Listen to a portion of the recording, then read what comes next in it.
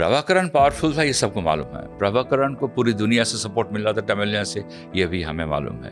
कुछ European nation से उसको कुछ डोनेशंस वगैरह मिला था, यह भी हमें सब कुछ मालूम था। प्रभाकरण क्या कर रहा था यह भी हमें मालूम था, नहीं तो हम IPKF क्यों भेजते श्रीलंकन गवर्नमेंट की रिक्वेस्ट में। और प्रभाकरण न्यू दिल्ली में अशोका होटल में बैठ के बोल रहा है कि अगर मेरे को किसने अरेस्ट कर दिया तो ठीक है, और अगर ये बेवकूफ़ी किया छोड़ने का तो मैं ऐसे सबक सिखा दूंगा। हमने उसको भी इस तरह कभी इंटरप्रेट नहीं किया कि he can go to the extent of physically eliminating the prime minister और a leader of a nation. Everybody thought that his actions will be limited to those who are his direct rivals or coming on his way, because he was not so violent on Indian soil. He was violent on his own soil.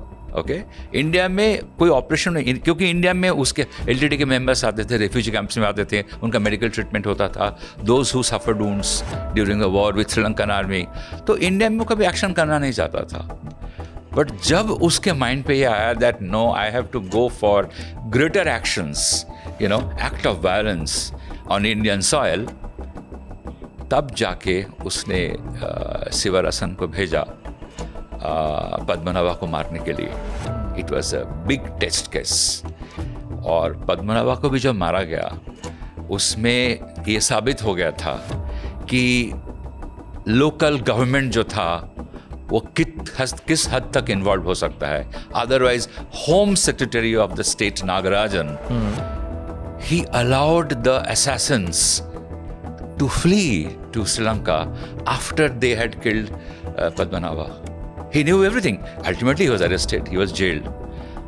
Now, ये जो हम 1990 जून, जुलाई, अगस्त की बात कर रहे हैं, तब तो राजीव गांधी जीवित थे।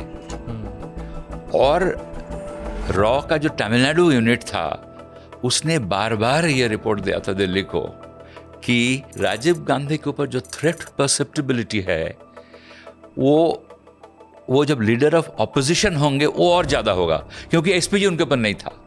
So therefore, his traveling in Tamil Nadu has to be totally under monitoring. क्यों नहीं ऐसा हुआ? कुछ नहीं हुआ।